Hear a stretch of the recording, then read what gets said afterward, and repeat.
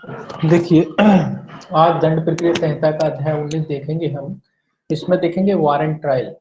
देखिए warrant trial पहले बताया था, वारंट ट्रायल दो तरीके की होती है, एक पुलिस रिपोर्ट पर संस्थित वारंट मामले होते हैं और दूसरा होता है पुलिस रिपोर्ट से अन्यथा संस्थित वारंट मामले। पुलिस रिपोर्ट पर जो संस्थित वारंट मामले होते हैं उसकी ट्रायल याद रखना है। पहले तो आपको 238 से लेकर 243 तक जाती है, प्लस 248 से 250 ये सेक्शन बीच में लागू होता है। तो याद रखना है 238 से 243 प्लस 248 से 250 वारंट ट्रायल जो है पुलिस रिपोर्ट पर संस्थित जो वारंट मामले होते हैं, पुलिस रिपोर्ट पर संस्थित जो वारंट मामले होते हैं उसकी ट्रायल का कौन कौन से सेक्शन है, 238 से 243 प्लस 248 से 250 तक। ठीक है, ये कॉमन सेक्शन है, दोनों में लगते हैं। 248 से 250 तक जो है दोनों में लगते हैं। तो वारंट मामले पर जो संस्थित वारंट ट्रायल जो होती है दो प्रकार की होती है, पुलिस रिपोर्ट पर संस्थित वारंट मामले और एक पुलिस रिपोर्ट से भिन्न आधारों पर संस्थित वारंट मामले। तो पुलिस रिपोर्ट पर संस्थित जो वारंट मामले 238 से 243 प्लस 248 से 250 ये कॉमन है, ये दोनों में लगते हैं। ठीक है, और दूसरी है पुलिस रिपोर्ट से भिन्न आधारों पर संस्थित वारंट मामले। ये ट्रायल जो है ये कहां से कहां तक चलती है, ये 244 से लेके 250 तक चलती है। 244 से लेके 250 तक रेगुलर चलती है। तो ये 248 से लेके 250 तक एक कॉमन है, इसमें भी आते हैं और इसमें भी आते हैं। ठीक है, तो ये पूछा जाता है कहां से कहां तक, 238 से 243 तक और 248 से 250 तक पुलिस रिपोर्ट पर संस्थित वारंट मामले। और पुलिस रिपोर्ट से भिन्न है वो तो 244 से 250 तक। अब देखिए, और चैप्टर का नाम भी याद रखिए, ये कौन सा चैप्टर में वारंट ट्रायल, चैप्टर नंबर 19 में है। सेशन ट्रायल कौन से में थी, चैप्टर 18 में थी, ये भी पूछा जाता है ना, तो ये चैप्टरों का नाम रखिएगा याद। अब देखिए अपन इसको पढ़ेंगे सेक्शन 238 से, सेक्शन जो है 238 से, सेक्शन 238 से शुरू होती है ये। अब ये कैसे शुरू होती है, ये धारा 207 के अनुपालन से शुरू होती है। देखिए ये क्या कहता है, ये कहता है पहला 238, जब पुलिस रिपोर्ट धारा 207 का अनुपालन कायदे से शुरू होती है, ये भी याद रखना है, सेक्शन 207 के पालन से, है ना। 207 में क्या है, वही दस्तावेज वगैरह की प्रति वगैरह इनको दे दी गई है, उससे शुरू होती है। तो ये याद रखना है, ये भी पूछा जाता है क्वेश्चन के वारंट ट्रायल कैसे शुरू होती है। वारंट ट्रायल शुरू होती धारा 207 के अनुपालन से शुरू होती है। और सेशन ट्रायल कैसे शुरू होती है, सेशन ट्रायल अपन पढ़ चुके हैं कल, लोक अभियोजक के कथनों से आरंभ होती है। ठीक है ना, ये पूछे जाते हैं क्वेश्चन, तो याद रखना है ये कहां से शुरू होती है, धारा 207 के पालन से शुरू होती है। अनुपालन कर लो पालन कर लो एक ही बात है। तो धारा 207 के पालन से शुरू होती है। अब देखिए ये क्या कहता है, ये कहता है जब पुलिस रिपोर्ट पर संस्थित किसी वारंट मामले में अभियुक्त विचारण के प्रारंभ में मजिस्ट्रेट के समक्ष हाजिर होता है या लाया जाता है, तब मजिस्ट्रेट अपना यह समाधान कर लेगा कि उसने धारा 207 के उपबंधों का अनुपालन कर लिया है। तो ये कह रहा है कि जब अभियुक्त, कौन अभियुक्त ही लाया जाएगा, जब अभियुक्त किसके सामने लाया जाता है या हाजिर होता है, मजिस्ट्रेट के सामने जब लाया जाता है और हाजिर होता है, या लाया जाए या हाजिर हुए, तो मजिस्ट्रेट इस बात का समाधान कर लेगा। किस बात का समाधान करेगा, इस बात का समाधान करेगा कि उसने धारा 207 का अनुपालन कर लिया है कि नहीं। 207 का अनुपालन का अर्थ है कि भी जो आवश्यक दस्तावेज थे मामले से संबंधित वो अभियुक्त को दे दिए गए हैं कि नहीं दे दिए गए, तो वो ये बात को देखेगा। तो ये कहता है कि मजिस्ट्रेट किस बात को चेक करेगा, इस बात को चेक करेगा कि भाई धारा 207 का अनुपालन हो गया है या नहीं हो गया है। यानी जो भी मामले से संबंधित आवश्यक दस्तावेज थे वो अभियुक्त को सौंप दिए गए हैं या नहीं सौंप दिए गए, तो इस बात का निर्धारण कर लेगा सबसे पहले मजिस्ट्रेट। ठीक है, अब देखिए सेक्शन 239। अब जब दस्तावेज अगर सौंप दिए हैं, मजिस्ट्रेट को लग गया कि हाँ चलो इनको दस्तावेज सौंप दिए गए हैं, तो क्या होगा देखिए, उन्मोचन। उन्मोचन कब होगा, अगर वो दस्तावेज जो इनको सौंपे गए थे या जो दस्तावेज पेश किए गए मजिस्ट्रेट के समक्ष, उन पर विचार करने के बाद मजिस्ट्रेट को ये लगता है कि मामला नहीं बनता है, तो क्या कर देगा, उन्मोचन कर देगा। ठीक है, यहाँ डायरेक्ट देखिए ये क्या कहता है, यदि धारा 173 के अधीन पुलिस रिपोर्ट पर और उसके साथ भेजी गई दस्तावेजों पर विचार कर लेने और अभियुक्त की ऐसी परीक्षा यदि कोई हो जैसा मजिस्ट्रेट आवश्यक समझे कर लेने पर और अभियोजन और अभियुक्त को सुनवाई का अवसर देने के पश्चात मजिस्ट्रेट अभियुक्त के विरुद्ध आरोप को निराधार समझता है, तो वह उसे उन्मोचित कर देगा और ऐसा करने के अपने कारणों को लेखबद्ध करेगा। ये क्या कह रहा है, धारा 173, धारा 173 क्या, पुलिस रिपोर्ट। पुलिस रिपोर्ट पर विचार करने के बाद पुलिस रिपोर्ट पर, ये कह रहा है कि पुलिस रिपोर्ट पर विचार करने के बाद साथ ही साथ इसके साथ जो भी आवश्यक दस्तावेज लगे हैं वो भी, पुलिस रिपोर्ट और उसके साथ जो भी आवश्यक दस्तावेज लगे हुए हैं उन पर विचार करने के बाद अगर मजिस्ट्रेट को लगता है कि इसके विचारण करने का कोई आधार नहीं बनता, क्या करने का, विचारण करने का कोई आधार नहीं बनता है, तो वो क्या करेगा, सीधी सी बात है, अगर उसको लगता है कि पुलिस रिपोर्ट, जो पुलिस अधिकारियों ने, पुलिस रिपोर्ट कब पेश की जाती है, जब इन्वेस्टिगेशन हो जाता है, इन्वेस्टिगेशन के बाद पुलिस अधिकारी क्या करते हैं, एक रिपोर्ट पेश करते हैं जिससे समझ में आता है कि भी मामला किस व्यक्ति ने क्या अपराध किया है। तो जब इन्वेस्टिगेशन में इतनी दम नहीं है, कुल मिला के इन्वेस्टिगेशन जो पुलिस अधिकारी ने किया उसके बाद जो रिपोर्ट बनाई है, उस रिपोर्ट को देखने के बाद या जो भी आवश्यक दस्तावेज हैं इनके साथ साक्ष्य एविडेंस सब होता है, तो इन सारी चीजों पर विचार करने के बाद मजिस्ट्रेट साहब को लगता है कि ये ठोस कोई आधार नहीं बन रहे इनका विचारण करने के लिए या इसकी दोष सिद्धि करने के लिए, ऐसा कोई ठोस आधार नहीं है, तो मजिस्ट्रेट क्या करेगा, अभियुक्त को उन्मोचित कर देगा और उन्मोचन करने के क्या लिखेगा, कारण लेखबद्ध करेगा कि वो उन्मोचन कर रहा है तो क्यों कर रहा है, किस वजह से कर रहा है, तो वो कारण लिखेगा, क्या कारण लिखेगा, स्वाभाविक सी बात है वो जो लिखेगा कि इनकी जो रिपोर्ट है, पुलिस रिपोर्ट है जो, उसमें कोई उपयुक्त आधार नहीं बनते नजर आ रहे हैं और जो भी इन्होंने साक्ष्य पेश किए हैं इसके समर्थन में वो भी कोई उचित साक्ष्य नहीं है, इस तरीके की वो अपनी लैंग्वेज लिखेगा और अभियुक्त को क्या कर सकता है, अभियुक्त को उन्मोचित कर सकता है। ठीक है, अब देखिए सेक्शन इसके बाद 240 ये क्या कहता है, ये कहता है आरोप पेशित करना। ये तो आप जानते हैं जब उन्मोचन नहीं हुआ क्रम से चलती है चीजें। देखिए जब उन्मोचन नहीं हुआ अगर किसी मामले में तो क्या होगा, आप सोचिए आरोप लगाए जाएंगे। अगर किसी व्यक्ति का उन्मोचन नहीं होता है यानी कि मजिस्ट्रेट को लगता है कि भाई अपराध हुआ है, अपराध मामला बनता प्रतीत होता है, तो क्या करेगा वो आरोप लगाएगा। क्या कराएगा वो, आरोप। तो भी अगर उसको उन्मोचन नहीं होता है तो क्या करेगा, मामले में आरोप लगाएगा। ठीक है, देखिए क्या कहता है पहला इसका, इसमें दो क्लॉज हैं। पहला क्लॉज क्या कहता है, पहला क्लॉज कहता है यदि ऐसा विचार परीक्षा यदि कोई हो और सुनवाई कर लेने पर मजिस्ट्रेट की यह राय है कि ऐसी उपधारणा करने का आधार है कि अभियुक्त ने इस अध्याय के अधीन विचारणीय ऐसा अपराध किया है जिसका विचारण करने के लिए वह मजिस्ट्रेट सक्षम है और जो उसकी राय में उसके द्वारा पर्याप्त रूप से दंडित किया जा सकता है, तो वह अभियुक्त के विरुद्ध आरोप लिखित रूप में विरचित करेगा। ये क्या कह रहा है कि जब अभियुक्त जब परीक्षा कर लेने के बाद यदि ऐसा विचार या परीक्षा कर लेने के बाद, जो भी विचार है मजिस्ट्रेट का, ये जो सारी चीजें हैं ना, इनका विचार वगैरह करने के बाद, इनकी परीक्षा कर लेने के बाद यदि मजिस्ट्रेट को लगता है कि सुनवाई का आधार है, काय का आधार है, सुनवाई का, किस बात की सुनवाई का, इस जो अभियुक्त है उसके विरुद्ध सुनवाई का आधार बनता है, या कह लीजिए विचारण का, उसको लगता है कि विचारण इसके खिलाफ किया जा सकता है, ऐसे पर्याप्त साक्ष्य उसको दिखते हैं, या उसको लगता है उपधारणा करने का आधार है। उपधारणा का मतलब प्रिजम्पशन बना लेते हैं कि भाई हाँ ये हो सकता है इसने ऐसा किया, ऐसा नहीं कि कर दिया हो सकता है कि इसने ऐसा अपराध किया हो, इस तरीके का अगर मजिस्ट्रेट को लगता है और मजिस्ट्रेट को ये भी लगता है कि वो उस अपराध का विचारण करने के लिए क्या है, सक्षम है, क्या है वो, सक्षम है, इस संहिता के अधीन या इस अध्याय के अधीन वो उस अपराध का विचारण करने के लिए क्या है, सक्षम है, तो वो क्या करेगा, लिखित में फिर क्या करेगा, लिखित में आरोप विरचित करेगा या लगाएगा। लिखित में क्या करेगा, फिर अभियुक्त पे आरोप लगाएगा। तो ये कहता है कब लगाता है आरोप, जब उसको लगता है कि मामला बनता प्रतीत होता है और साथ ही साथ उसको ये लगता है कि इस अध्याय के तहत उसको मामले का विचारण करने की अधिकारिता है, तो फिर वो क्या करेगा, वो आरोप लगाएगा। किस पे लगाएगा, अभियुक्त पर आरोप लगाएगा। दूसरा और देखिए इसका दूसरा कहता है तब वह आरोप अभियुक्त को पढ़कर सुनाया और समझाया जाएगा और उससे पूछा जाएगा कि क्या वह अपराध का जिसका आरोप लगाया गया है दोषी होने का अभिवाद करता है या विचारण किए जाने का दावा करता है। ये जैसे सेशन में था वैसा यहाँ भी है।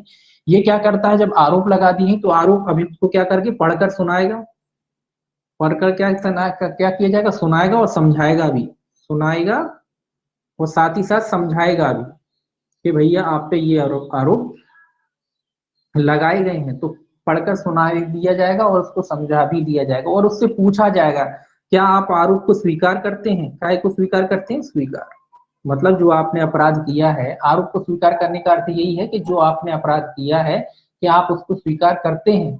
ठीक है, अगर वो स्वीकार करता है तो उसी के दोष सिद्धि, उसी के कथन पर दोष सिद्धि हो जाएगी, आगे पढ़ेंगे। और अगर नहीं करता है तो फिर आगे ट्रायल बढ़ेगी। ठीक है, देखिए आगे देखते हैं इसको। आरोप लगाने के बाद क्या क्या होता है, उसको पढ़कर सुनाया जाता है, साथ ही साथ समझा भी दिया जाता है कि किस मामले में किस तरीके से आपका विचारण किया जाएगा इस न्यायालय द्वारा, कौन सा अपराध आपने किया है ना। अब मान लीजिए 241 सेक्शन 241 ये क्या कहता है, ये कहता है दोषी होने के अभिभाग पर दोष सिद्धि काय के। अब मान लो स्वीकार कर लेता है, ये वो कंडीशन है, दोषी होने के अभिभाग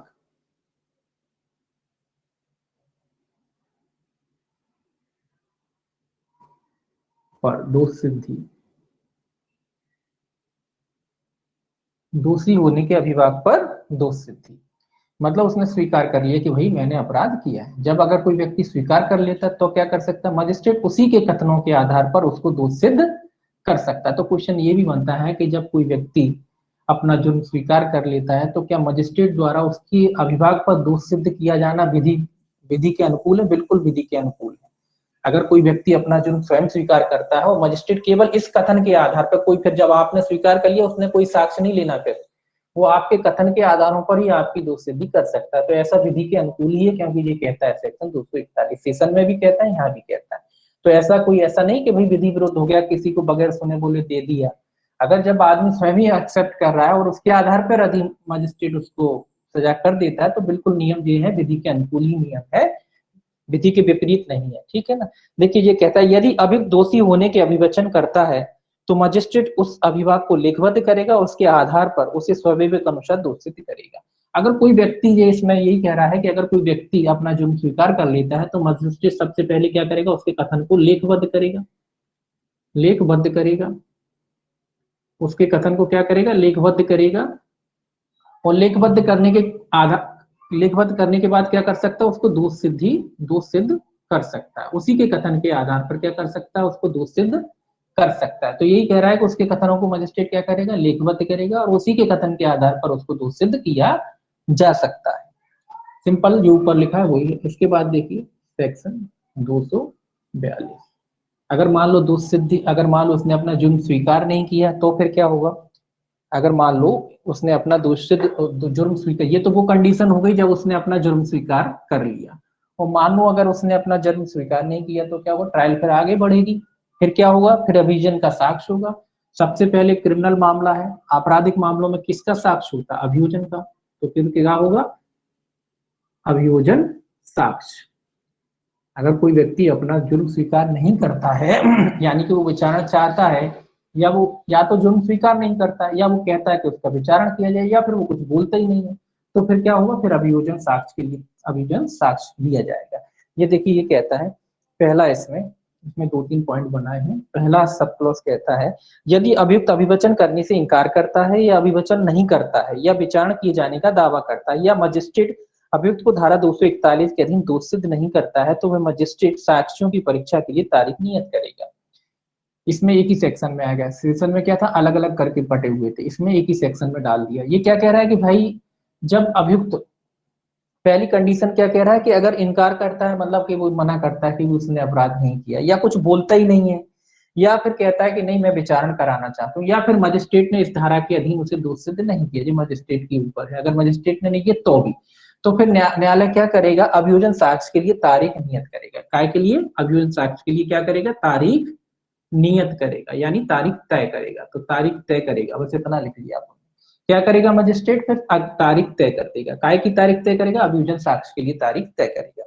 परंतु कहता है, परंतु यह कि मजिस्ट्रेट पुलिस द्वारा अन्वेषण के दौरान अभिलिखित साक्ष्यों के कथनों को अभियुक्त को अग्रिम प्रदान करेगा। ये इसके बाद इसके बारे में कह रहा है कि मजिस्ट्रेट पुलिस द्वारा अन्वेषण के दौरान अभिलिखित साक्ष्यों के कथन, मतलब जब पुलिस ने इन्वेस्टिगेशन करता है तो पुलिस कोई साक्ष्य की कथन वगैरह लेती है ना, वो कथन इनको उपलब्ध करा दिए जाएंगे अग्रिम में पहले ही। कब, इसमें लिखा अभिलिखित साक्ष्यों के कथन को अभियुक्त को अग्रिम में प्रदान करेगा। अग्रिम में मतलब पहले ही प्रदान करेगी, अभियोजन साक्ष्य के पहले इनको जो पुलिस ने इन्वेस्टिगेशन किया है और जिनमें जिन जिन लोगों के साक्ष्य लिए हैं, अभियुक्त को पहले ही, यानी अभियोजन की तारीख जो तय हो गई है, उस जब जो तारीख तय हो गई है उस तारीख को क्या होगा, उसका कथन लिया जाएगा तो उन कथनों को लेने से पहले ही क्या कर दिए जाएंगे, इनको जो पुलिस अधिकारी ने जो साक्ष्य लिए थे व्यक्तियों के, अभियुक्त या जो भी लोग हैं शामिल हैं उनके, या साक्षी कह लीजिए, जो भी साक्षियों के कथन लिए थे वो साक्षियों के कथन अभियुक्त को उपलब्ध करा दिए जाएंगे। दूसरा देखिए क्या कहता है, दूसरा कहता है मजिस्ट्रेट अभियोजन के आवेदन पर उसके साक्षियों में से किसी को हाजिर होने या कोई दस्तावेज या अन्य चीज पेश करने के निर्देश देने वाला समन जारी कर सकता है। ये तो आप जानते ही, जब तारीख तय हो गई तो अभियोजन क्या चाहेगा कि जो भी उसके साक्षी वगैरह हैं जिनके पास हो सकता है उनके बयान लेना हो, किसी के कोई दस्तावेज वगैरह लेना हो या कुछ भी चीज जो मंगानी हो, या तो कथन के होते हैं या कोई दस्तावेज पेश कराना होता है या कोई डॉक्यूमेंट पेश कराना होता है, तो उसके लिए अगर अभियोजन चाहता है तो न्यायालय उन लोगों के लिए क्या जारी करेगा, समन जारी करेगा। समन मतलब सूचना। अब किसी को पता ही नहीं कार्रवाई कब होगी तो कैसे आएंगे, तो इसके लिए न्यायालय क्या करेगा, उनको सूचना जारी करेगा। अगला क्या कहता है, ऐसी नियत तारीख पर मजिस्ट्रेट ऐसे सब साक्ष्य लेने के लिए अग्रसर होगा जो अभियोजन के समर्थन में पेश किए जाए। अब जो तारीख तय की थी उस तारीख पर क्या करेगा मजिस्ट्रेट, साक्ष्य लेगा, सीधी सी बात है। जो भी अभियोजन का समर्थन करने वाले, अभियोजन अपने समर्थन में जो भी साक्ष्यों को पेश करता है मजिस्ट्रेट उसका क्या करेगा, साक्ष्य लेगा। किस तारीख पे, जो तारीख तय की गई थी उस तारीख पे मजिस्ट्रेट क्या करेगा, उन सभी के कथनों का साक्ष्य लेगा। परंतु इसमें भी जुड़ा है परंतु, मजिस्ट्रेट किसी साक्षी की प्रतिपरीक्षा तब तक के लिए जब तक कि किसी अन्य साक्षी या साक्षियों की परीक्षा नहीं कर ली जाती या स्थगित करने की अनुज्ञा दे सकेगा, या किसी साक्षी को अतिरिक्त प्रतिपरीक्षा के लिए पुनः बोल। ये तो मजिस्ट्रेट का क्या कहते हैं, विवेक की शक्ति है। परंतु मैं जो पहले भी बताया था वहां भी है कि मजिस्ट्रेट किसी भी साक्षी का कथन किसी भी अवस्था में, मतलब जैसे मान लीजिए दो साक्षी, पहले भी बताया ना, दो साक्षी है ए बी सी, या मान लो तीन साक्षी आए हैं, तो मजिस्ट्रेट को लगता है कि नहीं पहले क्रम से उसको, वैसे तो कायदे से इसका ऐसे तरीके से लेना चाहिए, लेकिन मजिस्ट्रेट को लगता है नहीं मैं तो पहले सी के कथन करूंगा बाद में इनके करूंगा, पहले इनका पोस्टपोन कर दिया और बोला इनका लूंगा फिर इसका लूंगा और फिर इसका लूंगा। तो जैसा मजिस्ट्रेट चाहे वैसे कथन अभिलिखित कर सकता है जिसके वो पहले लेना चाहे। अब इसके कथन होना थे, इसके स्थगित करके बोले मैं इसके लूंगा पहले, फिर इसके लूंगा और फिर इसके लूंगा, या इसके लूंगा इसके लूंगा। या मान लीजिए इसके कथन पहले हो चुके थे, मजिस्ट्रेट को लगा कि नहीं इनको दोबारा बुलाना है, मुझे इनके कथन दोबारा करने हैं, तो इनके कथन भी वो दोबारा कर सकता है। तो ये मजिस्ट्रेट की पावर है ना, जैसा मजिस्ट्रेट उपयुक्त समझे वैसे कथन अभिलिखित वो कर सकता है। अब देखिए अभियोजन के साक्ष्य हो गए। अभियोजन के साक्ष्य होने के बाद क्या होगा, स्वाभाविक सी बात है कि जब अभियोजन के साक्ष्य हो जाते हैं तो प्रतिरक्षा डिफेंस के साक्ष्य होंगे। 243 ये काय से संबंधित है, ये डिफेंस के साक्ष्य से संबंधित है। प्रतिरक्षा साक्ष्य, प्रतिरक्षा साक्ष्य ये काय से संबंधित है, प्रतिरक्षा साक्ष्य से संबंधित है। अब मजिस्ट्रेट इनके के बाद किसके साक्ष्य होते हैं, अभियोजन के साक्ष्य, उसके बाद किसके साक्ष्य होते हैं, प्रतिरक्षा डिफेंस के साक्ष्य होते हैं। तो अब डिफेंस के साक्ष्य होंगे। इसमें देखिए पहला क्या कहता है, पहला कहता है तब अभियुक्त से अपेक्षा की जाएगी कि वह,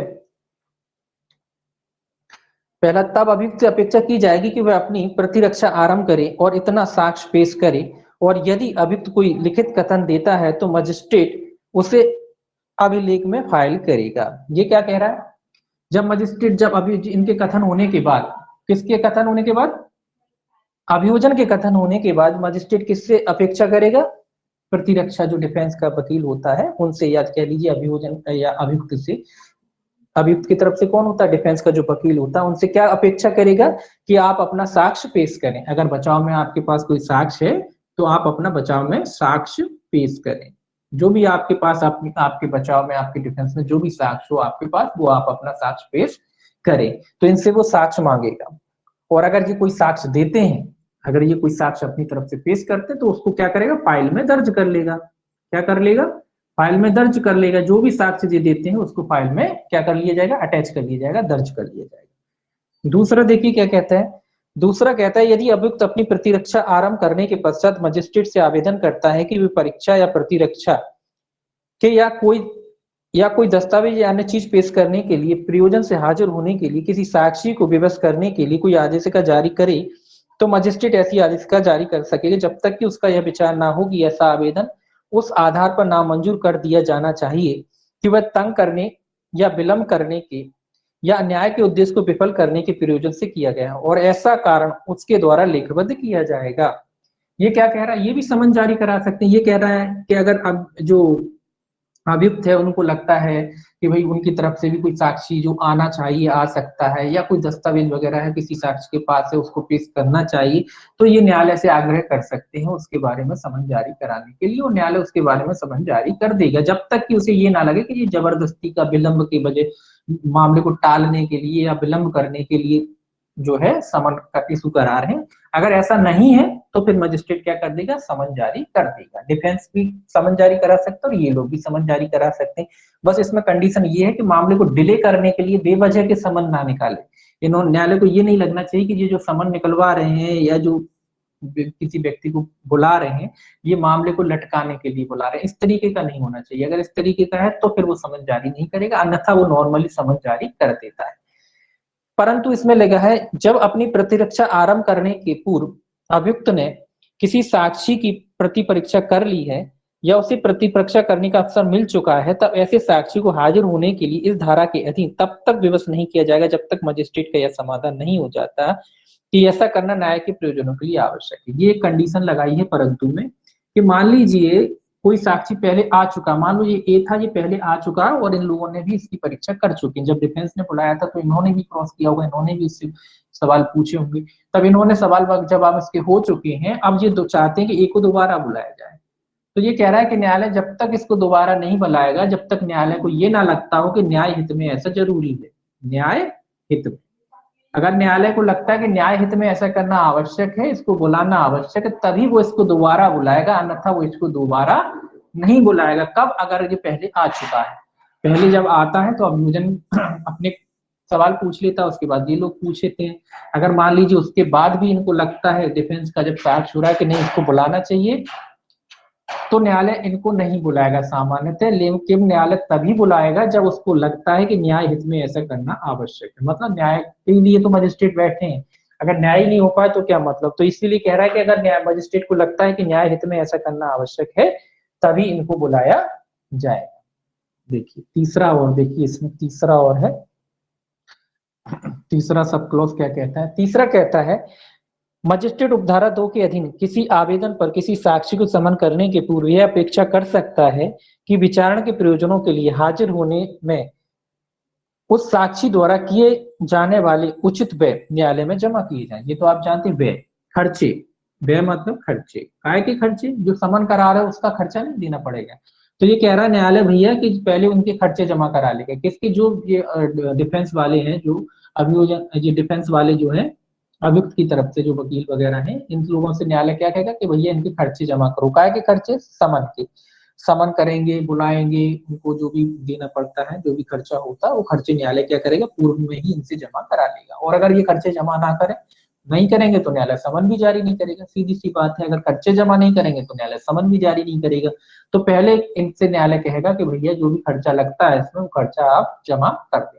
जब जी लोग खर्चा जमा कर देंगे उसके बाद न्यायालय क्या करेगा, समन जारी करेगा। देखिए इसको मिटा लें।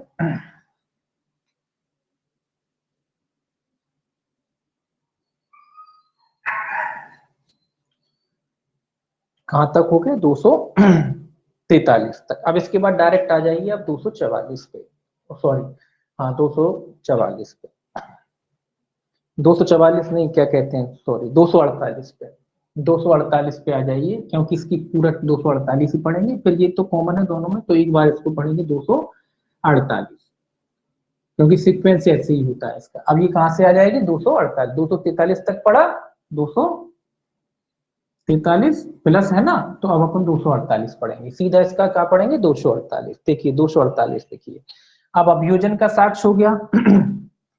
उसके बाद क्या हुआ, डिफेंस। अब डिफेंस का साक्ष्य हो गया, दोनों के साक्ष्य हो गए, तो क्या होता है ये तो आप जानती हैं, दोष मुक्ति या दोष सिद्धि। क्या होता है, दोष मुक्ति, मुक्ति या फिर होती है दोष सिद्धि।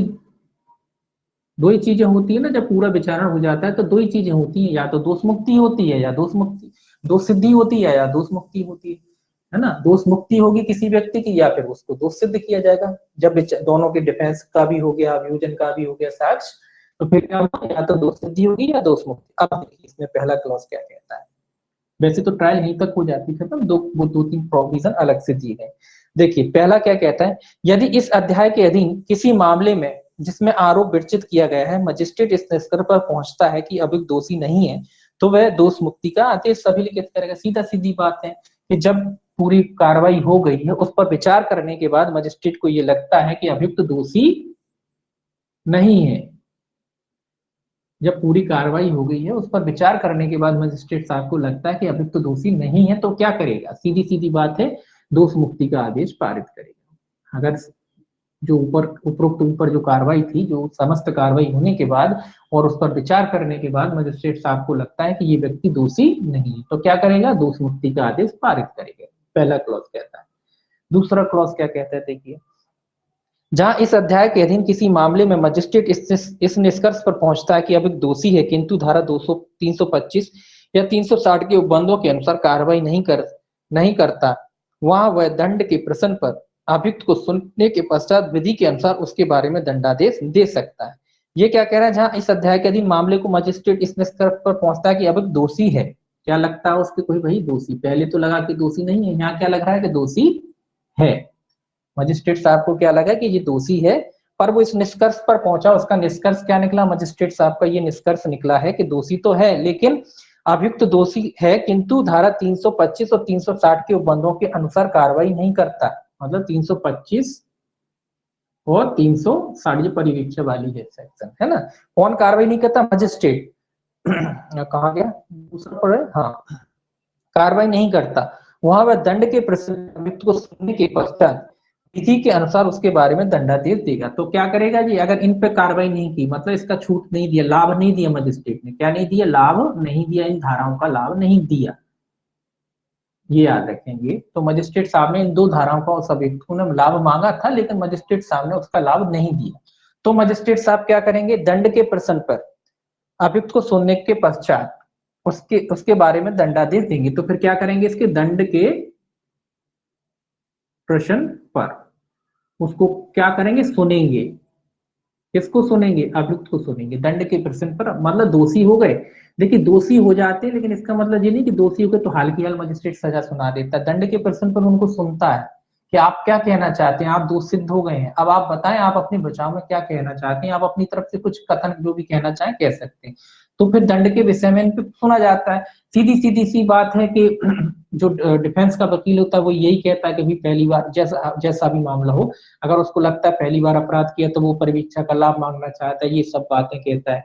तो ये सब उसका लाभ नहीं दिया मजिस्ट्रेट साहब ने, तो दंड के प्रश्न पे तो डिफेंस क्या कहेगा? तो डिफेंस सीधी सीधी बात यही कहेगा कि कम से कम दंड दिया जाए, बस यही सारी बातें होती। तो इसके प्रश्न पे सुना जाता है। और अभियोजन क्या कहेगा? अभियोजन यही कहेगा कि साहब इनको ज्यादा से ज्यादा दंड दिया जाए, ज्यादा से ज्यादा सजा दी जाए। तो इस प्रश्न पर क्या किया जाता है? उनको सुना जाता है। सुनने के बाद देखिए तीसरा है, तीसरा क्लॉज क्या हो गया? तीसरा क्लॉज कहता है, जहां इस अध्याय के अधीन किसी मामले में धारा 211 की उपधारा 7 के उपबंधों के अधीन पूर्व दोष सिद्धि का आरोप लगाया गया है और अभियुक्त यह स्वीकार नहीं करता है कि आरोप में किए गए अभिकथन के अनुसार उसे पहले दोष सिद्ध किया गया था, वहां मजिस्ट्रेट उस अभियुक्त को दोष सिद्ध करने के पश्चात अभिकथित पूर्व दोष सिद्धि के बारे में साक्ष्य ले सकेगा और उस पर निष्कर्ष अभिलिखित करेगा। ये तो पहले भी सेशन में था, यहाँ भी, कि पूर्व दोष सिद्धि का साक्ष्य, पूर्व दोष सिद्धि, पूर्व दोष सिद्धि का साक्ष्य लेगा। कब लेता है पूर्व दोष सिद्धि का साक्ष्य? जब वो दंडित किया जाता है, जब वो क्या हो जाता है? दोष मुक्त हो जाता है, सॉरी दोष मुक्त नहीं, दोष सिद्ध। जब वो क्या हो जाता है? दोष सिद्ध कर दिया जाता है। जब अभियुक्त दोष सिद्ध कर दिया जाता है और उससे पूछा जाता है कि भाई आप पे पहला अपराध था, वो नहीं मानता, वो स्वीकार नहीं करता, तो इस अभियुक्त को दोष सिद्ध करने के बाद, पूर्व दोष सिद्धि का साक्ष्य मजिस्ट्रेट कब लेगा? अभियुक्त को दोष सिद्ध करने के बाद। ये पहले भी वहां भी था, ये नियम यहाँ भी है कि पूर्व दोष सिद्धि का जो साक्ष्य है अभियुक्त को दोष सिद्ध होने के बाद ही लिया जाता है। अभियुक्त जब दोष सिद्ध हो जाता है उसके बाद ही उसकी पूर्व दोष सिद्धि का साक्ष्य लिया जाता है। अगर कुछ मामलों में होता है, हर मामलों में नहीं होता है, हर आदमी हैबिचुअल नहीं होता है। कुछ अपराधी होते हैं हैबिचुअल, जिन्होंने पहले भी अपराध किया, बाद में भी अपराध किया और अब फिर अपराध कर रहे हैं। तो ऐसे जो अपराधी होते हैं उनका जो पूर्व दोष सिद्धि का साक्ष्य है वो कब लिया जाता है?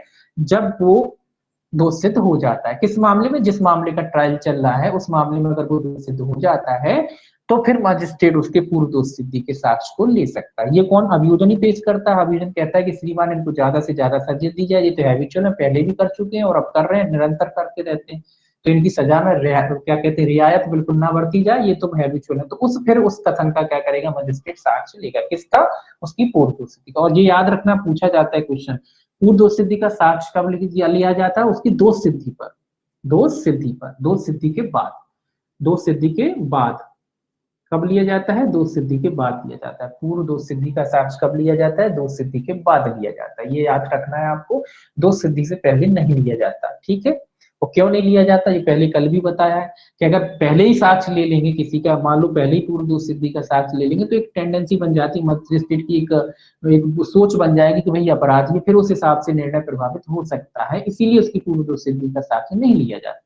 ना ही किसी अभियोजन पेश कर सकता है, ना ही मजिस्ट्रेट ले सकता है, वो तो तब लेते हैं जब ये दोष सिद्ध हो जाते हैं, उसके बाद फिर इनका पूर्व दोष सिद्धि का साक्ष्य लिया जा सकता है, क्योंकि अब दोष सिद्ध हो ही गए, अब बात आ गई सजा की, तो इनकी सजा में रियायत, ये कहते हैं कि साहब कम सजा दी जाए, अभियोजन कहता है साहब इनको सजा ज्यादा दी जाए। ज्यादा क्यों दी जाए, ज्यादा इसलिए दी जाए क्योंकि जो तो हैबिचुअल है, पहले भी कर चुके हैं अपराध, तो इसलिए इनका पूर्व दोष सिद्धि का साक्ष्य दोष सिद्धि के बाद लिया जाता है, ठीक है। इसके बाद तीसरा था, इसमें एक परंतु जुड़ा है, जब तक ये अभियुक्त उपधारा 2 के अधीन दोष सिद्ध नहीं कर दिया जाता है, तब तक ना तो ऐसा आरोप मजिस्ट्रेट को पढ़कर सुनाया जाएगा, ना ही अभियुक्त से, ये वही बात है जो मैंने अभी बताया, ना अभियुक्त से उस पर अभिवचन करने को कहा जाएगा, और ना पूर्व दोष सिद्धि का निर्देश अभियोजन द्वारा या उसके द्वारा किसी भी साक्ष्य में किया जाएगा। तो ये कह रहे पूर्व दोष सिद्धि की बात उठाई नहीं जाएगी, कि जब मामला चला उसके किसी प्रक्रम पर नहीं उठाई जाएगी, ना मजिस्ट्रेट उठाएगा, ना इनके जो अभियोजन है वो उठाएंगे, और ना ही किसी दस्तावेज में वो चीजें लगाई जाएंगी, वो तो तभी आएंगी जब दोष सिद्धि हो जाती है, ठीक है, यही चीज कह रहा है, तो यही चीज इसके परंतु में लिखी हुई है, ठीक है। तो यहाँ तक मोस्टली ट्रायल रहती है। अब देखिए कुछ एक्स्ट्रा प्रोविजन रहते हैं ट्रायल में। अब ये देखिए 249 क्या एक्स्ट्रा प्रोविजन है, ये कहता है परिवादी की अनुपस्थिति, ये परिवादी, तो ट्रायल तो वैसे आपकी बेसिकली यहीं तक होती 248 तक, अगर आप मानना चाहें तो ये मान सकते हैं 280 से 243 प्लस 248, देखिए चूंकि ट्रायल 250 तक चलती है इसीलिए 250 लिखा है, ठीक है ना, 248, वैसे 238 से 243 प्लस 248, और यहाँ भी 244 से 248 तक, और 200 कुछ प्रोविजन है एक्स्ट्रा है रहते हैं। देखिए ये क्या कहता है, परिवादी की अनुपस्थिति, किसकी, परिवाद वाले मामले हैं, परिवादी, तो 248 तक आप इसको मान सकते हैं कि जो 248 तक जाती है, ठीक है। अब देखिए इसको बाद में, अब सीधे आ जाइए आप कौन सी ट्रायल पे, पुलिस रिपोर्ट से भिन्न आधार पर संस्थित वारंट मामले, ठीक है, इसको बताइए। ये यहां तक हो गई आपकी 248, कौन सी ट्रायल थी ये आपकी, ये ट्रायल थी पुलिस रिपोर्ट पर संस्थित वारंट मामले थे।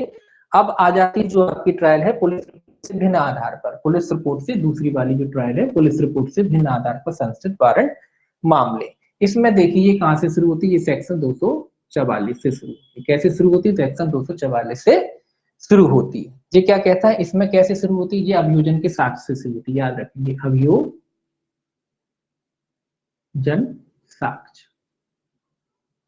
पुलिस रिपोर्ट से अन्यथा, कह लीजिए पुलिस रिपोर्ट से भिन्न आधार पर जो वारंट ट्रायल होती है वो कैसे शुरू होती है, वो अभियोजन के साक्ष्य से शुरू होती है, ये याद रखना। ये भी पूछा जाता है क्वेश्चन, कैसे शुरू होती है, ये पुलिस अभियोजन के साक्ष्य से शुरू होती है। कैसी वारंट ट्रायल है, पुलिस रिपोर्ट से अन्यथा, है ना, पुलिस वालों ने पेश नहीं की, किसी अन्य आधार पर आ गई, है ना, कंप्लेन के आधार पर आ सकती है, मजिस्ट्रेट ने खुद संज्ञान ले लिया उस आधार पर आ सकती है, तो उस तरीके की जो वारंट ट्रायल है ना।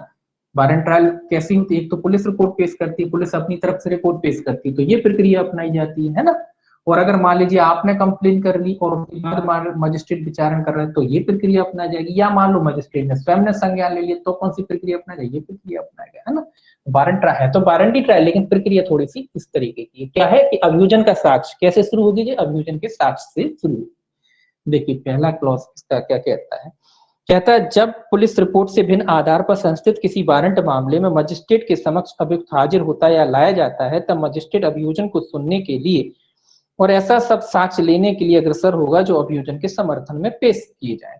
तो कुल मिला के ये क्या करेगा, अभियोजन का साक्ष्य लेगा। अभियोजन यानी कि अभियोजन अपने समर्थन में जो भी साक्ष्य पेश करना चाहता है, समर्थन में, मामले समर्थन मतलब मामले को सिद्ध करने के लिए, तो अपने समर्थन में जो भी साक्ष्य पेश करना चाहता है मजिस्ट्रेट उस साक्ष्य को ग्रहण करेगा। क्या करेगा, साक्ष्य ग्रहण करेगा यानी लेगा, साक्ष्य को ग्रहण करेगा या लेगा, एक ही बात है। तो मजिस्ट्रेट क्या करेगा, अभियोजन के समर्थन में जो भी अभियोजन अपनी तरफ से साक्ष्य पेश करना चाहता है उन साक्ष्यों को ग्रहण करेगा या लेगा। दूसरा सब क्लॉज कहता है मजिस्ट्रेट अभियोजन के आवेदन पर उसके साक्ष्यों में से किसी को हाजिर होने या कोई अन्य दस्तावेज या चीज पेश करने के लिए समन जारी। ये तो आप जानते ही, अगर अभियोजन चाहता है कि भाई किसी के नाम जो भी इनकी तरफ से इनके मामले को सिद्ध करने के लिए या मामले में समर्थन देने के लिए व्यक्ति हैं जिनको ये चाहते हैं कि हाजिर हों, तो उनके लिए मजिस्ट्रेट क्या कर सकता है, समन जारी कर सकता है। अगर ये चाहते हैं अभियोजन तो उसके मजिस्ट्रेट क्या करेगा, जो भी साक्षी वगैरह है, कोई भी दस्तावेज वगैरह पेश कराना हो या किसी साक्षी को पेश कराना हो तो उनके लिए मजिस्ट्रेट क्या इशू कर सकता है, समन जारी कर सकता है। अब देखिए सेक्शन 245, सेक्शन 245 क्या कहता है। सेक्शन 245 कहता है अभियुक्त कब उन्मोचित किया जाएगा। अब चूंकि अभियोजन का साक्ष्य हो गया तो इसमें लिखा उन्मोचन, तो इसमें लिखा है कि कब उन्मोचन किया जाएगा, वो प्रक्रिया नीचे बताई गई है कि कौन कौन सी वजह है जब अभियोजन अभियुक्त को क्या कर सकते हैं, उन्मोचित कर सकते हैं। तो उन्मोचन किन अवस्थाओं में होगा, इसमें देखिए पहला सब क्लॉज क्या कहता है। सिंपल सी बातें हैं जो पहली है, यदि धारा 244 में निर्दिष्ट सब साक्ष्य लेने पर मजिस्ट्रेट का उन कारणों से जो लिखबद्ध किए जाएंगे यह विचार है कि अभियुक्त के विरुद्ध ऐसा कोई मामला नहीं सिद्ध नहीं हुआ है जो अखंडित रहने पर उसकी दोषसिद्धि के लिए समुचित आधार हो, तो मजिस्ट्रेट उसको उन्मोचित कर देगा। ये कह रहा है 244 ये वाली ना, इस धारा में अभियोजन ने अपनी तरफ से इनके समर्थन में दोषसिद्धि को इनकी दोषसिद्धि साबित करने के लिए कुछ भी एविडेंस वगैरह दिया होगा ना, तो उन सब पर विचार करने के बाद 244 यानी 244 धारा पर विचार करने के बाद मजिस्ट्रेट को लगता है कि कोई आधार नहीं है, सीधी सी बात, क्या नहीं है, आधार नहीं है, मामला बनता दिखना नहीं है। मजिस्ट्रेट को लगता है कोई आधार नहीं है, किसके आधार नहीं, कार्रवाई करने के या विचारण करने के कोई आधार नहीं है, तो क्या करेगा, उन्मोचन का आदेश पारित करेगा। सीधी सी बात है कि जब मजिस्ट्रेट को लगता है कि कार्रवाई करने के या विचारण करने का कोई आधार नहीं है या उसको दोष सिद्ध करने का कोई आधार नहीं है, कुछ भी कह लो आप, दोष सिद्ध करने का कोई भी आधार नहीं है, तो क्या कर देगा, अभियुक्त को उन्मोचित कर देगा या उन्मोचन कर देगा, एक ही बात है। तो अभियुक्त को क्या करेगा, उन्मोचन कर देगा या उन्मोचित कर देगा। दूसरा क्या कहता है, इस धारा की कोई बात मजिस्ट्रेट को मामले के किसी पूर्वतन प्रकरण में अभियुक्त को उस दशा में उन्मोचित करने से निवारित करने वाली न समझी जाएगी जिसमें ऐसा मजिस्ट्रेट ऐसे कारणों से जो लेखबद्ध किए जाएंगे यह विचार है कि आरोप निराधार है। ये क्या कह रहा है भाई, ये कह रहा है कि इस धारा की कोई बात मजिस्ट्रेट को मामले के किसी पूर्वतन प्रकरण पे, मामले के पूर्वतन मतलब पहले के प्रकरण पे, पूर्वतन प्रकरण पे अभियुक्त को उस दशा में उन्मोचित करने से निवारित करने वाली न समझी जाएगी जिससे ऐसा मजिस्ट्रेट ऐसे कारण से जो लिखबद्ध किए जाएंगे विचार है कि आरोप निराधार है। क्या मतलब, यहाँ तो उन्मोचन कर ही रहा है, मतलब इसके 244 के कथन जो अभियोजन ने अपने तरफ से पेश किए हैं उन कथनों पर विचार करने के बाद मजिस्ट्रेट तो यहाँ अगर आधार नहीं बनता तो उन्मोचन कर रहा है, ये तो नियम कह रहा है। इसके अलावा ये दूसरा नियम ये कह रहा है कि इस प्रकरण पर भी मजिस्ट्रेट को अगर लगता है, ऊपर ही लगता है अभियोजन की तरफ से या पहले ही लगता है कि झूठा मामला है, तो मजिस्ट्रेट यहाँ भी इसको उन्मोचित कर सकता है। यहाँ भी जरूरी नहीं कि फिर वो अभियोजन के साक्ष्य भी कथन भी दे, वो उस प्रकरण पर भी उसको क्या कर सकता है, उन्मोचित कर सकता है। अगर मजिस्ट्रेट को पहले से ही पता है कि ये झूठा मामला है, फ्रॉड मामला है, तो पूर्व प्रकरण पर भी वो उसको उन्मोचन का आदेश जारी कर सकता है अगर मजिस्ट्रेट को लगता है कि जो आधार है कैसे हैं, निराधार है, मतलब उनमें कोई सार नहीं है। तो इस तरीके का अगर उसको लगता है तो पूर्व प्रकरण पर भी अभियुक्त को उन्मोचित कर सकता है, लेकिन कारण लिखना पड़ेंगे। ये हर सेक्शन में लिखा हुआ है, मजिस्ट्रेट कोई भी काम करता है तो उसको क्या करना पड़ेगी, कारण लिखबद्ध करने पड़ेंगे कि क्यों पूर्व के प्रकरण पर वो उन्मोचित कर रहा है, तो वो कारण उसको लिखना पड़ेंगे। अब ऐसा क्यों दिया है, ऐसा इसीलिए दिया कि कई बार क्या होता है, झूठी शिकायत होती है कि कोई ने कुछ कहा, उसके एक जगह नहीं हजारों जगह मामले चल जाते हैं, तो मजिस्ट्रेट साहब को पता है कि इसके हजारों जगह मामले चल रहे हैं, झूठी केस लोगों ने लगा रखी, तो अब यहाँ आएगा तो उसको फिर इनको साक्ष्यवाद काय को लेना, सीधे ही वो कह देगा कि भैया निराधार है, कोई मामला बनते ही। तो इस तरीके से वो कर सकता है, लेकिन उसको कारण वगैरह लिखबद्ध करने पड़े, है ना, शिकायतें लोग बात कर देते ना। अब देखिए 245 के बाद आपका आता है 246। 246 क्या कहता है, प्रक्रिया जहां अभियुक्त उन्मोचित नहीं किया जाता। अब ये प्रक्रिया है, ये तो आप जानते हैं कि भैया जब उन्मोचित नहीं किया गया है तो फिर क्या होगा, आगे देखिए। इसमें पहला सब क्लॉज क्या कहता है, यदि ऐसा साक्ष्य ले लिए जाने पर यह मामले के पूर्वतन प्रकरण में मजिस्ट्रेट की यह राय है कि ऐसी उपधारणा करने का आधार है कि अभियुक्त ने इस अध्याय के अधीन विचारणी ऐसा अपराध किया है जिसका विचारण करने के लिए वह मजिस्ट्रेट सक्षम है और उसकी राय में उसके द्वारा पर्याप्त रूप से दंडित किया जा सकता है, वो अभियुक्त के विरुद्ध आरोप लिखित रूप में विरचित करेगा। तो स्वाभाविक सी बात है, क्या करेगा मजिस्ट्रेट? आरोप लगाएगा। अगर कब लगाएगा? जब उसको लगता है कि मामला बनता है और मजिस्ट्रेट इस अध्याय के अधीन उसका विचारण करने के लिए सक्षम है और साथ ही साथ उसको सजा देने के लिए भी सक्षम है, पर्याप्त सजा देने के लिए सक्षम है। तो ऐसे में वो क्या करेगा? उस अभियुक्त के विरुद्ध आरोप विरचित करेगा, यानी आरोप लगाएगा उसमें। दूसरा क्या कहता है? जब तक आरोप अभियुक्त को पढ़कर सुनाया और समझाया जाएगा और उससे पूछा जाएगा कि वह अपना दोष स्वीकार करता है या प्रतिरक्षा चाहता है, तो फिर ये तो आप जानते हैं, आरोप को क्या करा जाएगा? उसको पढ़कर सुनाया जाएगा और समझाया जाएगा और उससे ये भी पूछा जाएगा क्या वो अपने जुर्म को स्वीकार करता है। ठीक है, इसमें पूरी इकट्ठी चलेगी कथा। तो उसने क्या कर दिया? मजिस्ट्रेट ने आरोप लगा दिया, आरोप लगा के उसको पढ़कर सुना दिया और साथ में समझा दिया। अगला क्या कहता है? तीसरा क्लॉज, यदि अभियुक्त दोषी होने का अभिवचन करता है तो मजिस्ट्रेट उसके अभिभावक को लिखबद्ध करेगा और उसी के आधार पर श्रव्य विवेक के अनुसार उसे क्या करेगा? दोष सिद्धि। ये क्या कह रहा है? अगर मान लो मान लेता है कि भैया उसने अपराध किया है, तो उसी के कथन के आधार पर क्या हो जाएगी? उसकी दोष सिद्धि हो जाएगी। अब आप कहोगे प्रक्रिया में क्या अंतर? प्रक्रिया में ये अंतर आ रहा है कि 246 में ये सारी चीजें आ रही, सेशन में सारी चीजें अलग अलग थी। ऊपर वाली ट्रायल थी उसमें भी ये चीजें अलग थी, लेकिन यहाँ क्या है? 246 में ही सारी की सारी चीजें, मतलब एक प्रक्रिया शॉर्ट हो गई।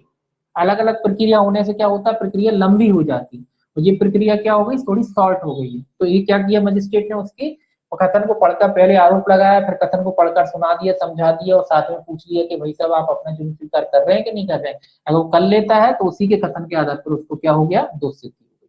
और मान लो अगर दोष सिद्धि नहीं हुई, अगर तीसरा देखिए, चौथा देखिए, यदि अभियुक्त अभिवचन करने से इंकार करता है या अभिवचन नहीं करता है या विचारण किए जाने का दावा करता है या अभियुक्त को उपधारा 3 के अधीन दोष सिद्ध नहीं किया जाता है, तो उससे वो अपेक्षा की जाएगी कि वह अपने मामले की अगली सुनवाई के आरंभ में या यदि मजिस्ट्रेट उन कारणों से जो लिखबद्ध किए जाएंगे ऐसा ठीक समझता है तो तत्काल बताए कि क्या वह अभियोजन के उन साक्षियों में से किसकी साक्ष्य किया जा चुका है, किसी प्रति परीक्षा करना चाहता है या यदि चाहता है तो किसकी। अब देखिए यहाँ थोड़ा सा अंतर आ गया। अब मजिस्ट्रेट साहब ने पूछ लिया उससे कि भाई इसने अपना जुर्म स्वीकार नहीं किया या मजिस्ट्रेट ने उसे दोष सिद्ध नहीं किया या इसने विचारण की मांगी, कुछ भी वजह, कुल मिलाकर उसकी दोष सिद्धि नहीं हुई। अब उसकी दोष सिद्धि नहीं हुई तो मजिस्ट्रेट इनसे कहेंगे, किससे? आरोपी से। क्या कहेंगे मजिस्ट्रेट? आरोपी से। आरोपी से क्या कहेंगे मजिस्ट्रेट साहब कि भैया जो इनने अभियोजन ने जिन लोगों की परीक्षा की है, किनकी परीक्षा की है, उनमें से किसी व्यक्ति की क्या आप परीक्षा करना चाहते हैं? क्या आप उनसे सवाल जवाब करना चाहते हैं? कहने का मतलब ये है, अगर ये कहता है कि हाँ करना चाहता है तो मजिस्ट्रेट उसके नाम भी समन जारी करेगा, उसको बुलाएगा, फिर उसकी इन लोगों की क्या होगी? ये क्या करेगा? ये उनसे परीक्षा वगैरह कर सकते हैं अगर ये चाहते हैं। तो आरोपी से पूछा जाएगा कि अभियोजन ने जिन साक्ष्यों की परीक्षा कर चुके हैं उनमें से किसी साक्षी की क्या आपके द्वारा परीक्षा की जानी चाहिए या आपको लगता है कि उनकी परीक्षा आपको करना चाहिए। अगर ये चाहता है कि हाँ उनमें से किन किन लोगों की करना है तो मजिस्ट्रेट इनके आधार पर उनको बुला के इनसे परीक्षा कराएगा। दूसरा, पांचवा क्या कहता है देखिए, पांचवा कहता है यदि वह कहता है कि वह ऐसा चाहता है उसके नामित साक्ष्यों की पुनः बुलाया जाएगा तो प्रति परीक्षा और पुनः परीक्षा के पश्चात उन्मोचित कर दिए जाएंगे।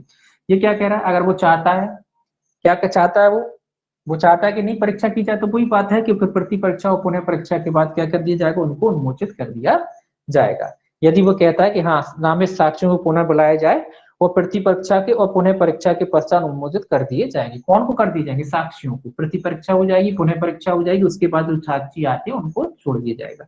तो कुल मिला के साक्षियों की परीक्षा हो जाएगी। साक्षियों की क्या होगी? परीक्षा। जिन साक्षियों को भी वो बुलाना चाहता है, कौन से साक्षी? जो अभियोजन ने अपने समर्थन में पेश किए थे, उन साक्षियों की ये परीक्षा कर सकता है। छठवां, फिर अभियोजन के किन्हीं शेष साक्ष्यों का साक्ष्य लिया जाएगा और प्रतिरक्षा के और पुनः परीक्षा के यदि कोई हो पश्चात भी उन्मोचित कर दिया जाएगा। ये कह रहा है उसके बाद फिर अगर बचता है, थोड़ा बहुत बचता है ना अभियोजन वगैरह, अभियोजन वाले लेना चाहें, जो थोड़ा बहुत साक्ष्य बचा है उनका कथन लिए जाएंगे और कथन लेने के बाद ये प्रतिरक्षा का अगर कुछ थोड़ा बहुत बचा हुआ है साक्ष्य वगैरह तो उसको लिए जाएगा और उसके बाद जो साक्षी वगैरह है उनको क्या कर दिया जाएगा? उन्मोचित कर दिया जाएगा, डिस्चार्ज कर दिया जाएगा। यानी कि कुल मिला के पूरी सुनवाई हो गई, साक्षियों को भी सुन लिया गया है, इनको भी सुन लिया गया है, जो भी साक्षियों के कथन वगैरह होते हैं ना, इन सबको सुनने के बाद क्या हो जाएगा? साक्षियों को बिठाना थोड़ी रहेंगे, साक्षियों को तो डिस्चार्ज कर देंगे कि जाइए बस आपके हो गए कथन, साक्षियों को डिस्चार्ज कर देंगे। और अब देखिए 247 क्या कहता है, 200 247 क्या कहता है? 247 कहता है प्रतिरक्षा का साक्ष्य। अब लिखा है तब अभियुक्त काय का साक्ष्य? प्रतिरक्षा। ये तो आप जानते हैं सबसे लास्ट में होता है प्रतिरक्षा का साक्ष्य। इसमें लिखा है तब अभियुक्त से अपेक्षा की जाएगी कि वे अपनी प्रतिरक्षा आरंभ करे और अपना साक्ष्य पेश करे और मामले को धारा 243 के उपबंध लागू होंगे। 243 के जो ऊपर के उपबंध है वही लागू। अब ये मामला सब हो गया और लगता है मजिस्ट्रेट को तो इनके मामला इनके खिलाफ बना या दोष सिद्ध हो रहे हैं, तो क्या करेगा? इनसे डिफेंस मांगेगा, इनसे इनका प्रतिरक्षा का साक्ष्य मांगेगा कि भैया आप अपने बचाव में कुछ कहना चाहते हैं, कुछ बात रह गई हो तो वो भी बात कह दो, है ना। तो फिर इनके लास्ट में क्या होगा? इनका प्रतिरक्षा का साक्ष्य मजिस्ट्रेट के द्वारा लिया जाएगा। इसके बाद सेक्शन 248 आता है, वो जो अपन पढ़ चुके हैं। ठीक है, फिर क्या होगा? दोष सिद्धि या दोष मुक्ति हो जाएगी, जो अपन पढ़ चुके हैं। प्रतिरक्षा के साक्ष्य के बाद क्या होगा? दोष सिद्धि या दोष मुक्ति। क्या हो जाएगी? दोष सिद्धि या क्या हो जाएगा? दोष मुक्ति। दो ही में से दोनों में से एक ही चीज होगी, दोष मुक्ति। तो ये कॉमन सेक्शन है, ये जो है दोनों में लगता है 248। ठीक है, दोष सिद्धि हो जाएगी या दोष मुक्ति हो जाएगी। अब देखिए थोड़ा जो अलग प्रोविजन है वो आप देखते हैं अपने 249 जो है परिवादी की अनुपस्थिति का क्या प्रभाव पड़ेगा। ये ट्रायल के बारे में कहता है कि अगर कोई परिवादी है, मतलब परिवादी कौन? जिसने कंप्लेन की थी और वही नहीं आता। आपने कंप्लेन करी, शिकायत करी, मामला दर्ज हो गया और अब आप ही नहीं आ रहे हो, तो क्या होगा? ये कहता है 249, सेक्शन 249 में उस परिस्थिति को बताया गया है। कौन की उपस्थिति? परिवादी। परिवादी, परिवादी मतलब कौन? आपने कंप्लेन करी है किसी के खिलाफ और अब आप ही अनुपस्थित हैं, तो क्या करा जाएगा? तो क्या करेगा? तो मामला आगे चलेगा कि खारिज हो जाएगा, ये इसको देखेंगे अपन। ये कहता है जब कार्रवाई परिवाद पर संस्थित की जाती है और मामले की सुनवाई के लिए नियत किसी दिन परिवादी अनुपस्थित है और अपराध का विधि पूर्वक समन किया जा सकता है। क्या किया जा सकता है? समन। अपराध कैसा है कि उसमें समन किया जाए, ध्यान में रखने वाली बात है। कैसा अपराध है कि समन किया जा सकता है, मतलब उसमें राजीनामा किया जा सकता है। ऐसा अपराध है जिसमें राजीनामा किया जा सकता है। कौन सा अपराध है? इसके लिए शेड्यूल पढ़ना पड़ेगा आपको कि कौन से मामले हैं जिनमें राजीनामा होता है, कौन से नहीं। 320 सेक्शन को पढ़ लेंगे, उसमें पता पड़ जाएगा आपको। सेक्शन 320 में लिखा है कौन कौन से मामले राजीनामे योग्य हैं, कौन से नहीं है सीआरपी से, है ना। तो ये कह रहा है कि जब मजिस्ट्रेट को लगता है कि ऐसा अपराध है, अब परिवार पे मामला है और ऐसा मामला है जिसमें कि समन किया जा सकता है, यानी जिसमें राजीनामा हो सकता है, ऐसा मामला है, या वह संज्ञेय अपराध नहीं है। या तो समन किया जा सकता है या उनको लगता है संज्ञेय नहीं है। संज्ञेय नहीं है तो इसका मतलब क्या है? असंज्ञेय मामला है। संज्ञेय नहीं होगा तो क्या होगा? असंज्ञेय होगा। तो या ऐसा मामला है जो संज्ञेय नहीं है, नहीं है, यानी कि कैसा मामला है? असंज्ञेय मामला है। तब मजिस्ट्रेट इसमें इसके पूर्व किसी बात के होते हुए आरोप के विरचित किए जाने के पूर्व, ध्यान रखेंगे काय को? आरोप लगाने के पूर्व, ये याद रखना, आरोप लगाने के पूर्व, ये बात इंपॉर्टेंट है, इसको याद रखें। आरोप लगाने के पूर्व मतलब मजिस्ट्रेट साहब ने अभी तक आरोप नहीं लगाए, आरोप लगाने के पूर्व।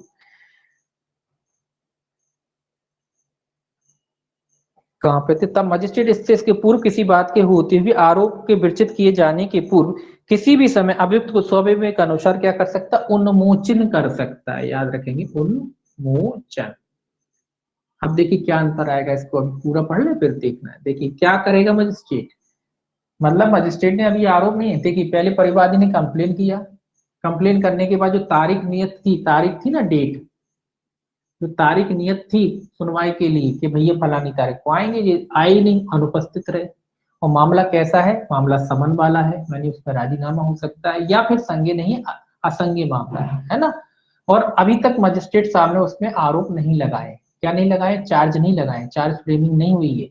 चार्ज फ्रेमिंग मजिस्ट्रेट साहब ने अभी नहीं की है। तो ऐसे में जब ये जो शिकायत करता था वही नहीं आया, तो मजिस्ट्रेट क्या करेगा? जो भी आरोपी है उसको क्या कर देगा? उन्मोचित कर देगा। वो क्या करेगा? डिस्चार्ज नहीं कर रहा है, क्या कर रहा है? उन्मोचन कर रहा है। ये बात ध्यान में रखना है। अगर आरोप लगाने से पहले मजिस्ट्रेट छोड़ता है तो उसका क्या होता है? उन्मोचन होता है। ठीक है, दोष मुक्ति नहीं हो रही, क्या हो रहा है? उन्मोचन हो रहा है। अब देखिए दूसरी कंडीशन भी आएगी इसमें, इसमें दूसरी कंडीशन नहीं आई, तो उन्मोचित कर देगा। तो इसमें याद रखना है आपको कि अगर आरोप लगाने के पूर्व मजिस्ट्रेट किसी अभियुक्त को क्या करता है? उन्मोचन कर सकता है। इसमें एक ही कंडीशन दी है, तो मजिस्ट्रेट क्या कर सकता है? उसको उन्मोचन कर सकता है। क्या होता है इसमें, क्वेश्चन यही बनता है, क्या होगा उसका, दोष मुक्ति होगी, उन्मोचन होगा। इसमें क्या लिखा है, उन्मोचन होगा। क्या होगा उसका, उन्मोचन होगा। याद पर रखेंगे। अब देखिए 250 और देखिए, उचित कारण के बिना अभियोग के लिए प्रतिकर, ये तो आप जानते ही हैं, उचित कारण के बिना, सेक्शन जो है 250। 250 क्या कहता है, प्रतिकर। कब प्रतिकर, जब बेवजह से आपने किसी को तंग करने के लिए इसकी शिकायत कर दी, परिवार कर दिया उसका, तो उसके लिए प्रतिकर के बारे में कहता है। इसमें 7-8 क्लॉज हैं। पहला क्लॉज देखिए क्या कहता है, थोड़ा संक्षेप में। ये कहता है यदि परिवाद या पुलिस रिपोर्ट या मजिस्ट्रेट को दी गई इत्तला पर संस्थित किसी मामले में मजिस्ट्रेट के समक्ष एक या अधिक व्यक्तियों पर मजिस्ट्रेट द्वारा विचारणीय किसी अपराध का अभियोग है, और वह मजिस्ट्रेट जिसके द्वारा मामले की सुनवाई होती है तब अभियुक्तों को या उनमें से किसी को उन्मोचित या दोषमुक्त कर देता है। क्या करता है, उन्मोचित कर देता है या दोषमुक्त कर देता है। या तो उन्मोचन करा है या उसने दोषमुक्त करा है, दोनों बात है। दोषमुक्त कर देता है, उन्मोचित या दोषमुक्त कर देता है, और उसकी यह राय है कि उसके या उनमें से किसी के विरुद्ध अभियोग लगाने का उचित कारण नहीं था, तो वह मजिस्ट्रेट उन्मोचन या दोषमुक्ति के अपने आदेश द्वारा यदि वह व्यक्ति जिसके परिवाद या इत्तला पर अभियोग लगाया गया था उपस्थित है, तो उससे अपेक्षा कर सकेगा कि वह तत्काल कारण दर्शित करे कि वह उस अभियुक्त को, या जब तक कि अभियुक्त एक से अधिक हैं तो उनमें से प्रत्येक को किसी को प्रतिकर क्यों न दे, अथवा यदि ऐसे व्यक्ति उपस्थित नहीं है तो हाजिर होने और उपयुक्त रूप से कारण दर्शित करने के लिए उसके नाम समन जारी कर सकता है या निर्देश दे सकता है। सिंपल सी कोई बात है पूरी की पूरी, की अगर किसी व्यक्ति को मजिस्ट्रेट ने मामले में उन्मोचित कर दिया या दोषमुक्त कर दिया है, चाहे वो पुलिस रिपोर्ट पर संस्थित मामला हो या वारंट, पुलिस रिपोर्ट से अन्यथा संस्थित वारंट मामला हो, तो मजिस्ट्रेट जिन लोगों ने भी शिकायत की थी, कंप्लेन किया था, उन लोगों से कह सकता है कि भाई साहब आपसे पहले तो कारण पूछेगा कि आप लोगों से प्रतिकर क्यों ना लिया जाए, आप इन लोगों को प्रतिकर क्यों ना दें, जिनको जो भी जिनकी भी दोष मुक्ति या उन्मोचन हुआ है इनको प्रतिकर क्यों ना दें। तो उनसे कारण दर्शित करने के लिए कहेगा, या अगर उपस्थित है तो कारण दर्शित करने के लिए, नहीं उपस्थित है तो उनके नाम समन जारी करेगा, उनको बुलाएगा, उनसे पूछेगा कि भाई साहब आप इनको प्रतिकर क्यों नहीं दे देते, क्योंकि आपने इनकी झूठी शिकायत की है, तो फिर वो कारण बताएंगे, तो उनके कारण वगैरह लिखवत करेगा। आगे लिखा है दूसरा क्लॉज, देखिए दूसरा क्या कहता है। दूसरा कहता है यदि मजिस्ट्रेट कोई कारण जो ऐसा परिवादी या इत्तला देने वाला दर्शित करता है अभिलिखित करेगा और उस पर विचार करेगा, और यदि उसका समाधान हो जाता है कि अभियोग लगाने का कोई उचित कारण नहीं था, तो जितनी रकम का जुर्माना करने के लिए वह सशक्त है उससे अनधिक इतनी रकम का जितना वह अवधारित करे प्रतिकर ऐसे परिवादी या इत्तला देने वाले द्वारा अभियुक्त को या उनमें से प्रत्येक को या किसी को दिए जाने का आदेश ऐसे कारणों से जो लिखित किए जाएंगे दे सकेगा। तो यहाँ प्रतिकर की रकम नहीं खोली गई है। यहाँ क्या कहा गया है कि अगर मजिस्ट्रेट इनसे कारण पूछे, इनके कारणों को सुनने के बाद, मतलब दोनों, ऐसा नहीं एक तरफा फैसला नहीं करेगा, इनसे भी कारण पूछ लेगा, इनके कारणों पर विचार करने के बाद फिर भी मजिस्ट्रेट को लगता है कि नहीं भाई इनको कंपनसेशन मिलना चाहिए, इनको मुआवजा मिलना चाहिए, तो ये इधर रकम नहीं खोली कि कितना दिलाएगा। चाहे एक भी हो सकता है, एक से अधिक भी हो सकता है, सबको अलग अलग भी दिला सकता है ना, ये तो आप जानते ही है। तो ये कह रहा है कि कितना मजिस्ट्रेट उनको कंपनसेशन दिला सकता है, जितना वो जुर्माना अधिरोपित कर सकता है किसी व्यक्ति, मतलब उसके जुर्माने की अधिरोपित करने की जितनी शक्ति है उसके अधीन रहते हुए, यानी उसके अंदर रहती है, उससे अधिक नहीं। जितने भी मजिस्ट्रेट की जुर्माना देने की शक्ति है उसके अधीन रहते हुए वो उन व्यक्तियों पर जिन्होंने इसकी झूठी शिकायत की थी उन पर क्या लगा सकता है, पेनल्टी लगा सकता है, और कह सकता है कि जिनकी भी आपने झूठी शिकायत की थी उनको वो पेनल्टी के द्वारा क्या करेंगे, आप उनका भुगतान करेंगे, पेनल्टी का भुगतान करेंगे। तो उनको दिला सकता है, या तो एक व्यक्ति तो एक को दिला सकता है, अगर दो है तो दोनों को अलग अलग दिला सकता है। ठीक है। तीसरा कहता है, तो यहाँ याद रखना है कि यहाँ कितनी रकम होगी, जितना मजिस्ट्रेट की सामर्थ्य है जुर्माना लगाने की, उतनी, उससे अधिक नहीं होगी, उतना मजिस्ट्रेट जुर्माना लगा सकता है। अगला कहता है तीसरा, उपधारा 2 के अधीन प्रतिकर दिए जाने का निर्देश देने वाला आदेश द्वारा यह अतिरिक्त आदेश दे सकता है कि वह व्यक्ति जो ऐसा प्रतिकर देने के लिए आदिष्ट किया गया है, संदाय में व्यतिक्रम होने पर 30 दिन से अनधिक की अवधि के सादा कारावास हो गए। ये इंपॉर्टेंट है।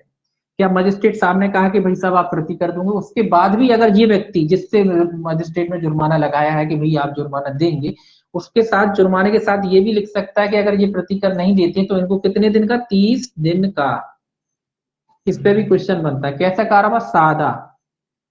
30 दिन का कारावास। कैसा कारावास भोगेंगे? ये सादा। अगर ये जो पेनल्टी इनको लगाई है, कुल मिला के जो पेनल्टी इन पर लगाई है, ये पेनल्टी नहीं देते हैं, तो मजिस्ट्रेट आदेश में ये भी लिख सकता है कि भाई इन्होंने अगर जुर्माना नहीं जमा किया न्यायालय में या उनको जुर्माना नहीं दिया, तो इनको 30 दिन से अनधिक का सादा कारावास क्या करना पड़ेगा? भोगना पड़ेगा।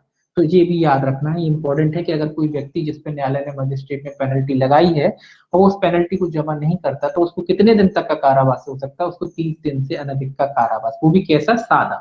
क्योंकि कोई अपराधी नहीं ना, सिंपल केवल पेनल्टी नहीं भरे तो कारावास कैसा होगा? सादा होगा। कितने दिन तक का हो सकता है? 30 दिन तक का। ये आपको याद रखना है, ठीक है। 1 माह का सजा है ना। अब देखिए चौथा क्या कहता है। चौथा कहता है, मिटा दें यहां से। देखिए चौथा कहता है,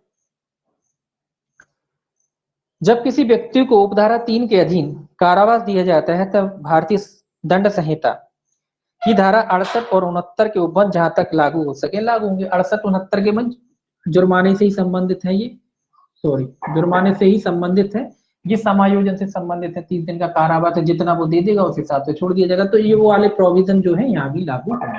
जो आपने पढ़ चुका ना कि जुर्माना दिया जाता है, अगर वो आधा दे देता है तो 15 दिन रहेगा फिर छोड़ दो, तो वो प्रोविजन जो है यहाँ भी लागू होंगे।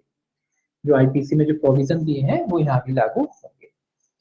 पांचवा देखिए क्या कहता है। पांचवा कैसा? इस धारा के अधीन प्रतिकर देने के लिए जिस व्यक्ति को आदेश दिया जाता है, वह ऐसे आदेश के कारण उसे अपने द्वारा किए गए किसी परिवाद या दी गई किसी इत्तला के बारे में किसी सिविल दांडिक दायित्व से छूट नहीं दी जाएगी। तो ये तो पहले भी पढ़ चुके हैं कि भैया किसी को अगर न्यायालय ने इस धारा के अधीन अगर किसी पे पेनल्टी लगाई है, तो वो व्यक्ति जिस पे पेनल्टी लगाई है वो सिविल और आपराधिक दायित्व से नहीं बच जाएगा। अगर यानी जिस व्यक्ति की इसने झूठी शिकायत की थी, अगर वो व्यक्ति इनके खिलाफ मानहानि करना चाहता है, चाहे वो सिविल में करे चाहे वो क्रिमिनल में करे, वो उसके खिलाफ मानहानि करना चाहता है, तो वो जिस व्यक्ति से पेनल्टी ली है, बी नाम के व्यक्ति से मान लीजिए पेनल्टी न्यायालय ने ली है, तो वो ये नहीं कह सकता कि साहब हमने पेनल्टी तो दे दी, अब हमारे खिलाफ मानहानि का केस नहीं बनना चाहिए। उनके खिलाफ वो ये जिसकी झूठी शिकायत इन्होंने की थी, वो व्यक्ति इनके खिलाफ मानहानि का केस दाखिल कर सकता है, यानी सिविल में भी कर सकता है और क्रिमिनल में भी कर सकता है।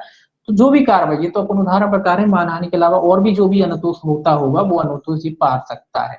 ये बात व्यक्ति इस आधार पर बच नहीं सकता कि इसने जुर्माना भर दिया था, है ना। तो जुर्माने कोई बचाव नहीं है इनका, ठीक है।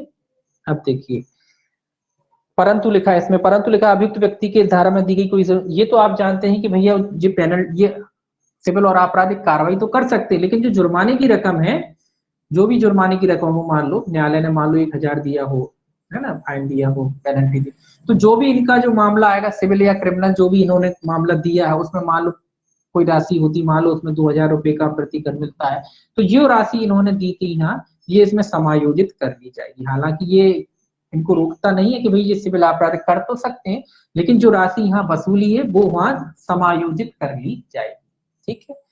सातवां देखिए क्या कहता है। सातवां कहता है, जब किसी अभियुक्त व्यक्ति को ऐसे मामले में जो उपधारा 6 के अधीन अपीलनीय है प्रतिकर, ये तो आप जानते, देखिए इसमें लिखा है, 1 मिनट, अपीलनीय है प्रतिकर दिए जाने का आदेश दिया जाता है, तब उसे ऐसा प्रतिकर अपील पेश करने के लिए अनुज्ञात अवधि के बीत जाने के पूर्व या यदि अपील पेश नहीं की गई है तो अपील के विनिश्चित कर दिए जाने के पूर्व न दिया जाएगा। और जहां ऐसा आदेश ऐसा मामले में हुआ है जो अपीलनीय ने नहीं है, वह ऐसा प्रतिकर आदेश की तारीख से 1 माह की समाप्ति के पूर्व नहीं दिया जाएगा। ये कह रहा है कि भाई ये तो आप जानते हैं कि मान लो कोई ऐसा मामला जिसमें अपील होती है, तो अगर अब या तो अपील का समय बीत गया हो, जो भी अपील का समय होता है, समय बीत जाए, क्या हो जाए, समय समाप्त होने पर जो प्रतिकर की राशि कब दी जाएगी, समय, या तो अपील का समय समाप्त हो जाए, यानी कोई ने अपील की नहीं और समय निकल गया, या फिर किसी ने अगर अपील कर दी है तो जो अपील का डिसीजन, अपील निपटारा कह लीजिए, अपील का निपटारा नहीं हो जाता तब तक उसको प्रतिकर नहीं दिलाया जाएगा, है ना। प्रतिकर कब मिलेगा, या तो अपील का समय निकल जाए, या फिर अगर किसी ने अपील कर दी है तो अपील का फैसला नहीं आ जाता तब तक उसको प्रतिकर नहीं दिलाया जाएगा।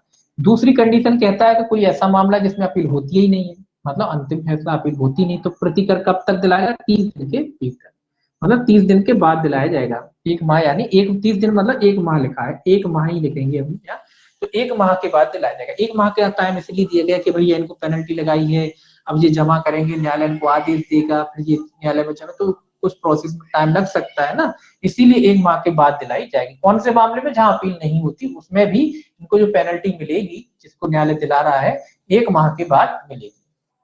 8वां देखिए इसका लास्ट क्या कहता है, कहता है इस धारा के उपबंध समन मामलों तथा वारंट मामलों दोनों पर लागू होंगे। तो ये कह रहा है ये वाले जो प्रोविजन है समन और वारंट दोनों पे लागू होते हैं। कैसे? समन और वारंट, मतलब ये जो धारा है, ये धारा के जो प्रोविजन है समन पे भी लागू होते हैं और वारंट पे भी लागू होते हैं। इसके लिए अलग से नहीं पढ़ना, तो इसलिए इसको जोड़ दिया है कि भाई समन मामलों में भी ये प्रोविजन लागू होते हैं और वारंट मामले में भी ये प्रोविजन लागू होते हैं।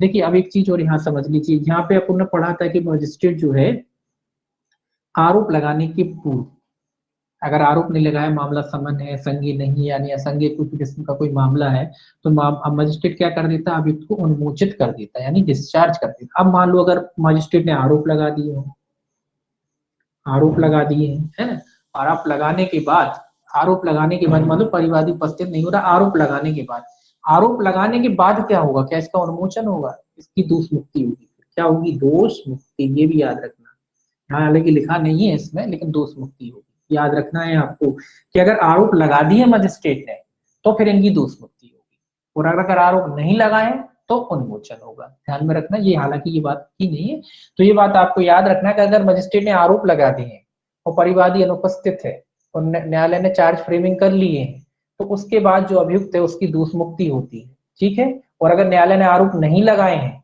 तो क्या होता है?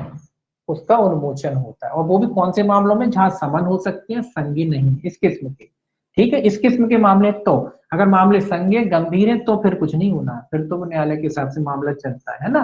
तो ये कह रहा है अगर इस तरीके के मामले हो और अगर न्यायालय ने आरोप लगा दिए हैं तो फिर दोष मुक्ति होगी उसकी, और अगर आरोप नहीं लगाए हैं तो क्या होगा? तो उन्मोचन होगा। दोनों बातों को ध्यान रखना, दोनों पे क्वेश्चन बनते हैं, ठीक है। अगर आरोप नहीं लगाए हैं तो फिर तो उन्मोचन ही होगा, और अगर आरोप लगा दिए उसके बाद परिवादी उपस्थित नहीं होते, आते नहीं, कुछ नहीं कार्रवाई कर रहे हैं, तो फिर उनकी दोष मुक्ति हो जाएगी, यानी कि दोबारा फिर ये कंप्लेन नहीं कर पाएंगे। एक बार न्यायालय ने चार्ज लगा दिए और फिर ये परिवादी अनुपस्थित रहते हैं, ये आते हैं, तो फिर क्या होगा? इनकी दोष मुक्ति हो जाएगी, ठीक है। ये आपको याद रखना है। इसके बाद जो है अपन सोमवार को इसके बाद पढ़ेंगे अपन समन ट्रायल। समन भी हो जाएगी और आपकी समरी भी हो जाएगी, दोनों ट्रायलें जो है आपकी सोमवार को हो जाएगी, दोनों छोटी हैं, तो दोनों ट्रायलें अपन मंडे नहीं, मंडे को मंडे को पढ़ेंगे, मंडे को पढ़ेंगे बाकी का, ठीक है।